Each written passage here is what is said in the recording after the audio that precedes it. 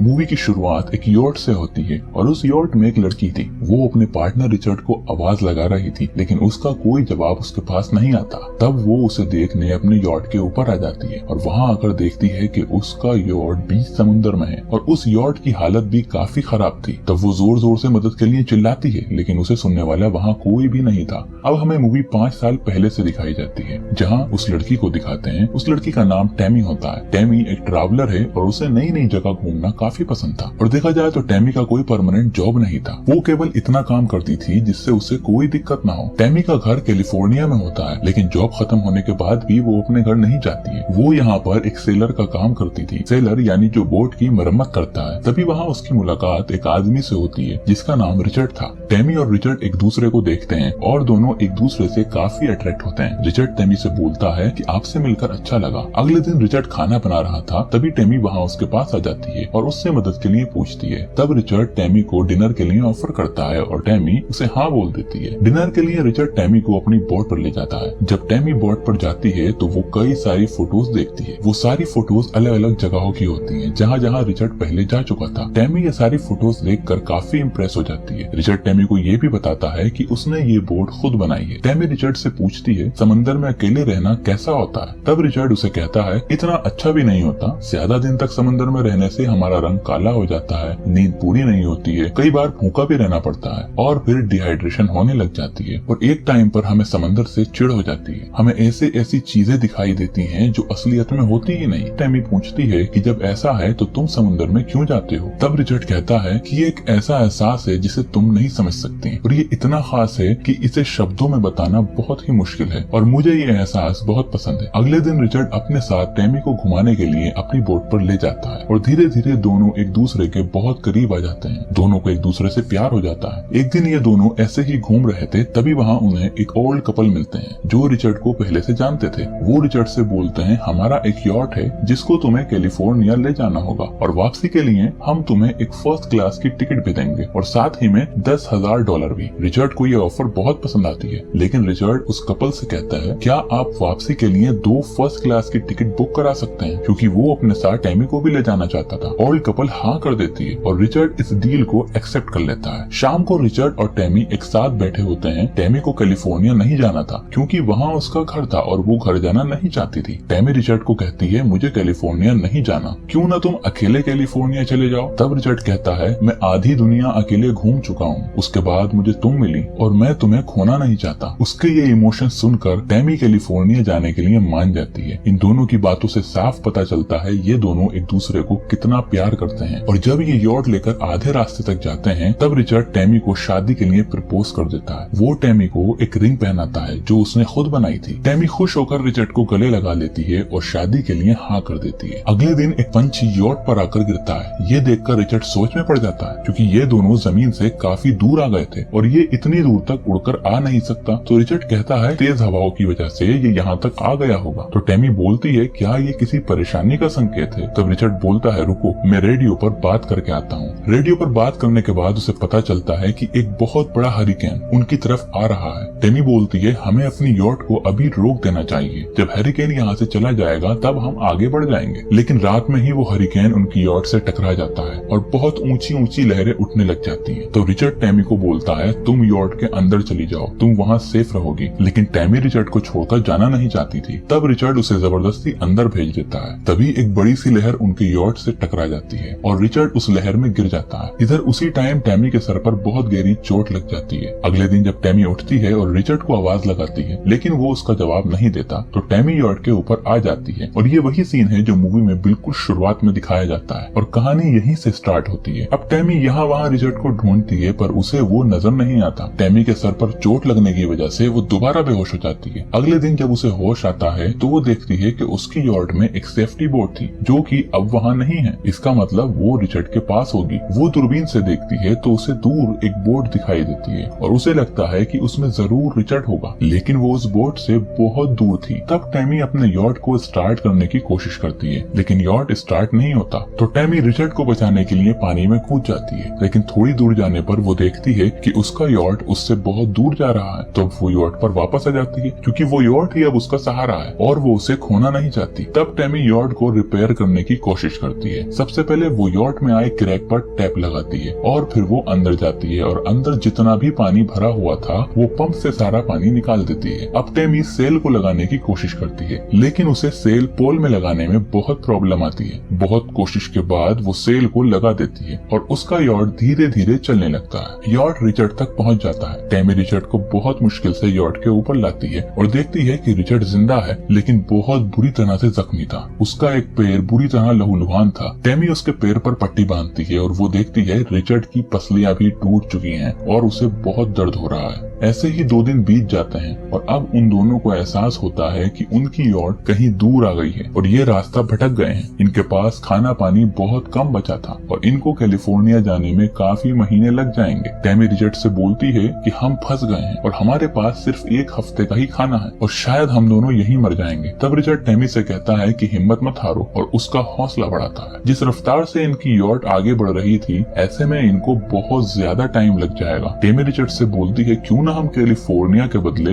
हवाई चलें, क्योंकि हवा भी उस तरफ चल रही है और हमें हवा के साथ जाना चाहिए। तब रिचर्ड कहता है ऐसे में तो हम और भी प्रॉब्लम में आ जाएंगे और टाइम भी दुगना लग जाएगा, लेकिन टेमी बोलती है कि हमें कोशिश करनी चाहिए और तब रिचर्ड मान जाता है। टेमी यॉट को हवा के रुख पर मोड़ देती है। ये दोनों आगे बढ़ रहे थे और साथ ही इनकी तबीयत बहुत ज्यादा खराब होती जा रही थी। टेमी रिचर्ड से बोलती है हमारे पास खाना बहुत कम बचा है। तब रिचर्ड बोलता है हमें नेचुरल प्रोटीन की जरूरत है और हमें इसके लिए मछलियाँ पकड़नी होंगी, लेकिन टेमी वेजिटेरियन थी इसलिए वो मना कर देती है और वो किसी मछली को मारना नहीं चाहती, लेकिन उसे ये भी पता था कि बचने के लिए उसे ये करना ही होगा और आखिरकार वो मान जाती है। टेमी मछली पकड़ने के लिए समुद्र में कूदती है, लेकिन उसे एक भी मछली नहीं मिलती क्योंकि उसे मछली पकड़ना आता ही नहीं था। वो बहुत निराश हो जाती है। अब इनके पास पानी भी नहीं होता। इनकी हालत बद से बदतर होती जाती है, लेकिन तभी बारिश होने लगती है। ये दोनों जी भर के पानी पीते हैं और टेमी बर्तनों में बहुत सारा पानी जमा कर लेती है, लेकिन इनकी परेशानियां अभी खत्म नहीं होती। धीरे धीरे 29 दिन बीत जाते हैं। अब इनके पास लगभग सब कुछ खत्म हो चुका था। उसी रात इनके सामने से एक कार्गो शिप गुजर रही होती है। टेमी बहुत खुश हो जाती है। वो सोचती है अब शायद वो दोनों बच जाएंगे। वो जोर जोर से चिल्लाती है और एक फायर गन चलाती है, लेकिन शिप ठीक उनकी आंखों के सामने से आगे चला जाता है। टेमी बोलती है अब हम नहीं बचेंगे और वो रोने लग जाती है। वो बहुत ज्यादा हताश थी। तब रिचर्ड बोलता है इतनी जल्दी हार मत मानो, ऐसा नहीं होगा। अगली सुबह जब टेमी रिचर्ड के पैरों की पट्टी को खोलकर देखती है कि उसका जख्म बहुत ज्यादा सड़ चुका है और उसे काफी तेज बुखार भी है। टेमी सिवाय इंतजार के और कुछ कर भी नहीं सकती थी। धीरे धीरे उनका यॉट आगे बढ़ रहा था। तभी इनको पता चलता है कि एक और तूफान इनकी तरफ आने वाला है और अगर ये तूफान इनकी तरफ आया तो ये बिल्कुल नहीं बच पाएंगे, क्योंकि इनकी यॉट पहले से ही बहुत बुरी हालत में थी और अगर ये तूफान इनकी यॉट से टकरा गया तो इनका यॉट पूरी तरह से तबाह हो जाएगा। लेकिन तूफान नहीं आता, सिर्फ हल्की हल्की हवा चलती है। टेमी रिचर्ड के पास लेट जाती है और उससे बात कर रही होती है। टेमी रिचर्ड को अपने बचपन के बारे में बता रही थी कि जब वो छोटी थी तो उसके पापा उसे घुमाने के लिए ले जाते थे और वो बार बार गायब हो जाते थे। फिर जब वो 10 साल की हुई तो उसके दादा दादी उसको उसके पापा के पास जाने से रोकते थे, इसलिए उनके यहाँ इस बारे में बहुत लड़ाइयाँ होती थी। दोनों बात करते करते सो जाते हैं। अगली सुबह टेमी सो रही होती है और रिचर्ड उसे उठाता है। तब टेमी बोलती है अब मैं तुम्हें नहीं रोकूंगी, तुम जा सकते हो। और